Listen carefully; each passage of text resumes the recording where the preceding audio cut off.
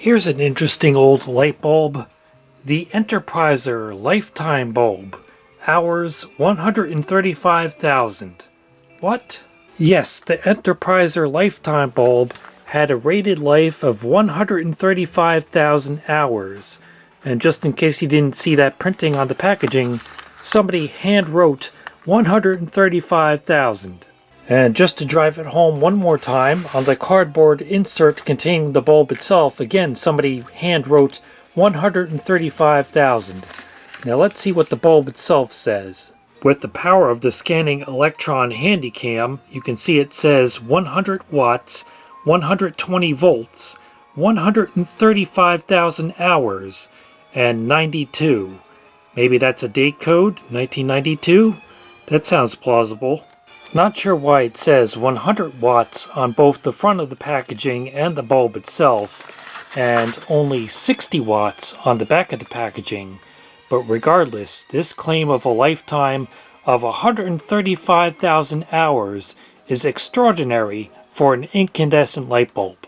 Because of the four most common wattages of incandescent light bulbs, 40 and 60 watt bulbs normally had a rated life of 1,000 hours, while 75 and 100 watt bulbs normally had a rated life of only 750 hours. You could get so-called double life bulbs, which increase that to 2,000 or 1,500 hours respectively, at a slight increase in cost and at a slight reduction in brightness. The longest lasting incandescent bulbs that you normally saw in stores were the rough service or vibration service bulbs rated to run on 130 volts, which gave you a much more substantial reduction in brightness, especially when running it on the standard 120 volts, but claimed to give you super long life, in this case of 14,000 hours. Still much less than that Enterpriser Lifetime bulb. When you look at the filament of the Enterpriser Lifetime bulb, it is much thicker than that of a standard incandescent bulb. But there's got to be more to the secret of its extraordinary long life than just that. I found a Washington Post article dated October 25th, 1987, which identifies the inventor of the Enterpriser bulb as Chris Goad. He claimed it will last 20 years if used continuously and a lifetime if turned on and off in the normal fashion. At the time he was negotiating a $1 million plus contract with the state of Virginia to supply them with his bulbs. This article from local Virginia newspaper The Freelance Star has more details and a photo of Mr. Goad. He called the Enterpriser bulb the ultimate invention because the public is sick and tired of changing light bulbs every time they turn around. In a 6.5-month test, 120 of his bulbs burned between 12 and 18 hours each day, some of them in a downtown parking lot that usually consumes 25 bulbs a week. The article doesn't mention if any of Mr. Goad's Enterpriser bulbs burned out during that trial, and I also don't know whether or not he actually ended up getting that $1 million contract. Nonetheless, it says the Enterpriser comes in standard design, floodlights, and decorative bulbs of various wattages. Goad's 60-watt standard bulb will retail for about $2.75. A normal 60-watt bulb costs about 65 cents and lasts 750 to 1,000 hours, less than 1/100th the guaranteed life of Goad's bulb. It goes on to say that Goad's product does not look remarkable. It's made with Sylvania parts by private manufacturers in Pennsylvania and South Carolina, but it has a stronger than normal filament to withstand jolts better and last longer. In addition, the bulb contains a high concentration of krypton gas, which makes the bulb burn brighter and also lessens strain on the filament. But the key to Goad's invention is a tiny pill-shaped device attached to the bottom of the bulb. And there it is on the Enterpriser bulb, but that article just ends without saying anything about what that tiny pill-shaped device actually is and what function it serves.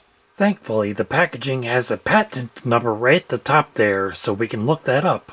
And it spills the beans right in the title. High efficiency incandescent lamp with diode rectifier. invented by Christopher F. Goad Sr. of Richmond, Virginia, filed May 9, 1988. The abstract says the longevity of an incandescent electric lamp and its efficiency of light production are increased by utilizing a rectifier externally attached to the base of the lamp and by employing within the glass envelope a gas mixture comprising 75% to 85% krypton and 15% to 25% nitrogen. By virtue of the placement, manner of attachment, and configuration of the rectifier, it dissipates heat to the ambient air and thereby operates at a reduced temperature, which increases its performance and longevity. And they show a diagram of what at first glance looks like an entirely conventional incandescent light bulb, until you see the close-up view, which shows that diode rectifier attached to the base. The patent identifies that as a 1N4003 silicon diode having a peak inverse voltage rating of 400 volts and a current rating of about 1 ampere. And it says that by connecting a rectifying diode in series with the filament, only alternate half cycles of the supply voltage are applied to the filament. This has the effect of reducing the time average value of voltage to about 0.7 of that produced by the unrectified supply voltage.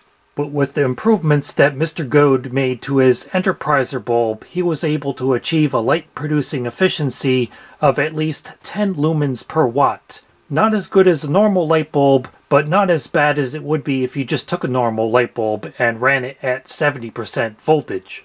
To put that to the test, I'll give you a direct comparison between a generic standard 100-watt clear Chinese-made incandescent light bulb and the Enterpriser 100-watt light bulb.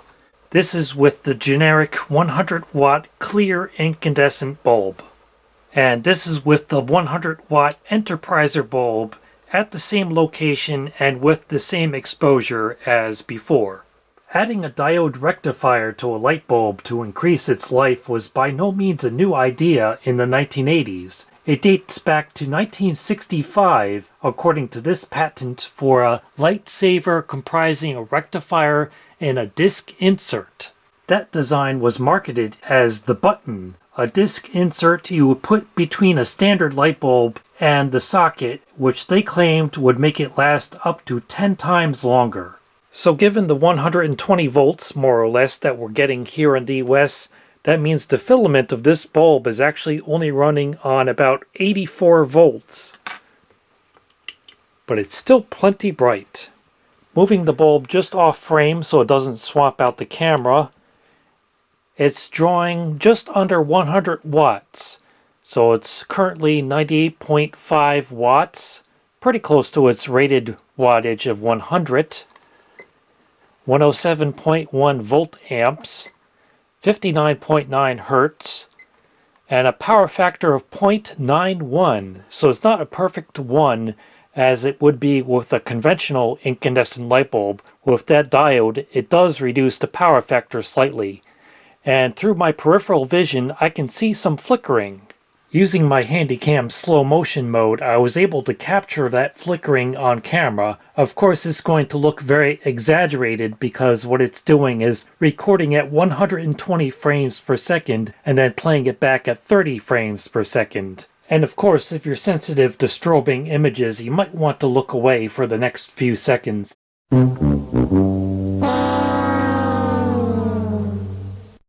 That flicker became a well-known problem when Sylvania also incorporated a rectifier diode into their strangely shaped halogen capsulite light bulbs beginning in 1985.